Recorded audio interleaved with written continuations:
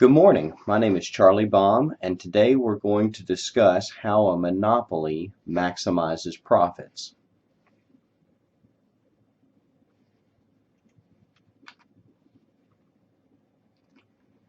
The first thing I want to point out is that the monopoly is the only firm in the market. It's the only firm that supplies output in the market. So the monopoly is the supply producer in the market. The monopoly therefore faces the entire demand curve in the market. That's because the demand for the monopoly's product is demand in the marketplace. So the monopoly faces the market demand curve. As a result, the monopoly is going to produce where marginal cost equals marginal revenue. The monopoly is going to maximize profits by producing that quantity where marginal cost equals marginal revenue.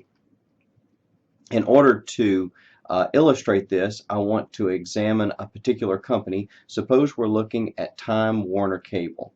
What we're going to do here is we're going to derive the marginal revenue curve for the monopoly, and it's going to come indirectly from the demand curve. This is a table that shows us the demand schedule for the monopoly. You'll notice that when the monopoly lowers its price from $60 down to $30 in this table, the quantity demanded goes up. The quantity of subscriptions in this example go up. So if we wanted to take this information, we could calculate next total revenue. And total revenue is presented in the third column, and it equals price times quantity. So 60 times 0 is 0. 57 times 1 is 57. Revenue from 2 units of output selling for $54 each is 108. So we're getting the numbers in this third column, the revenue numbers, by multiplying price times quantity. You don't really need average revenue for this particular example in order to figure out how the monopoly should maximize profits. The next thing I want to show is how to calculate marginal revenue. Marginal revenue is the change in total revenue with each unit of output that is sold. For example, if we're selling 0 units of output, we have no revenue. If we lower the price from $60 to $57, then output demanded will increase to 1, and revenue will go up from 0 to 57. It'll go up by 57, and so that's the additional revenue from the first unit of output. Consumers only demand 1 unit of output at a price of $57. In order to get consumers to demand 2 units of output, the monopoly has to drop its price from 57 down to 54. When it does this, revenue goes up from 57 to 108. It goes up by $51. So we attribute 51 additional dollars in revenue to the second unit of output. Let me go through one more row of this. Let's suppose the monopoly is selling 2 units of output at a price of $54 each, and it's generating total revenue of $108. In order to sell a third unit of output, the monopoly must drop its price from $54 down to $51. 3 units selling for $51 generate $153 in revenue. If you subtract 108 from 153, you'll see that that's 45 additional dollars of revenue, so that's the marginal revenue from the third unit. Mechanically, I am calculating marginal revenue by taking the difference in total revenue between columns. 192 minus 153 is 39. 225 minus 192 is 33. So with this information, we're able to derive the demand schedule, the marginal revenue schedule, I'm sorry. The demand schedule is a series of price quantity coordinates from the first 2 columns. That forms the demand curve, and the marginal revenue curve comes from a series of quantity marginal revenue plots. This forms the marginal revenue curve. And what you'll notice is marginal revenue for each unit of output is a little bit less than price. For example, for the second unit of output, marginal revenue is $51, although the second unit of output sells at a price of $54. This shows that marginal revenue is less than price. Marginal revenue is below the demand curve. The reason this happens is because in order to sell an additional unit of output, the monopoly has to lower its price on all existing units of output. So even though the third unit might sell for $51, its marginal revenue is not 51, its marginal revenue is only 45, because to sell the third unit, the price had to be dropped by $3. So the first two units sell for $3 less each. That's $6 less.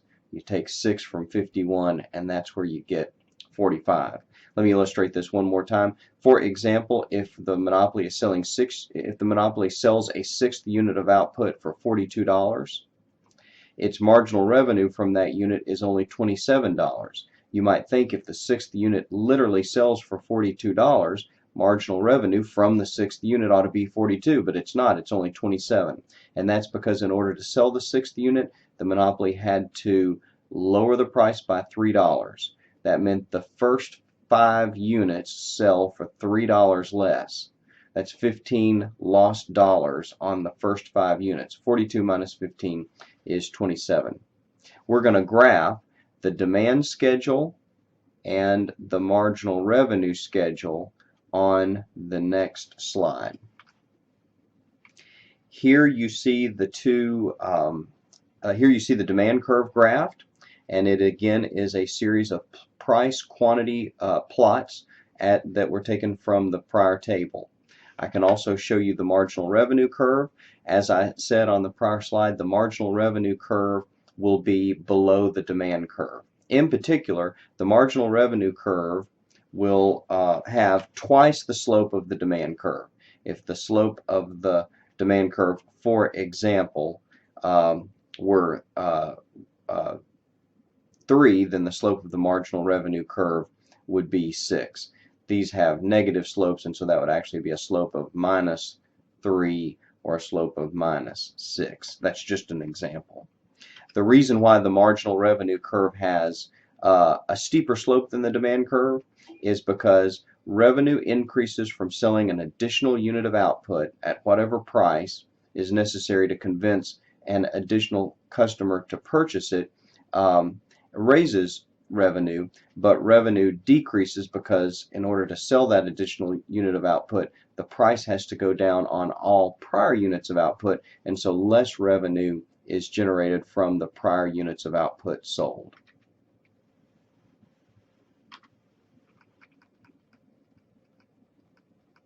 Okay, and now we're looking at a graph where we have added the marginal cost curve. The marginal cost curve is the red curve in this diagram, and the monopoly will produce the quantity where marginal revenue equals marginal cost, where marginal revenue intersects marginal cost. And in this diagram, that is at a quantity of 6 units of output.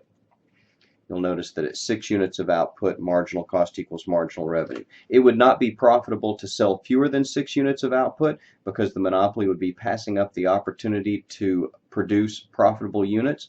Marginal revenue from those units would be greater than marginal cost, so it would be profitable to produce them and sell them. So you don't want to stop producing too soon at a quantity like 3, because you'd be missing the opportunity to earn profit. At the same time, you don't want to produce too many units of output, like 9 units of output. If you produced 9 units of output, then you would be producing unprofitable units, units that have a marginal cost that is greater than their marginal revenue.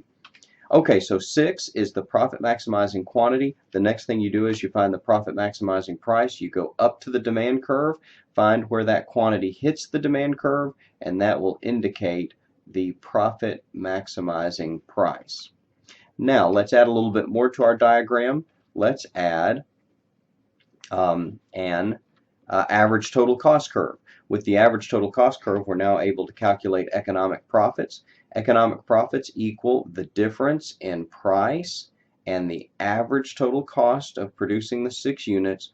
That's the profit margin, and then you multiply that profit margin by all 6 units that are produced.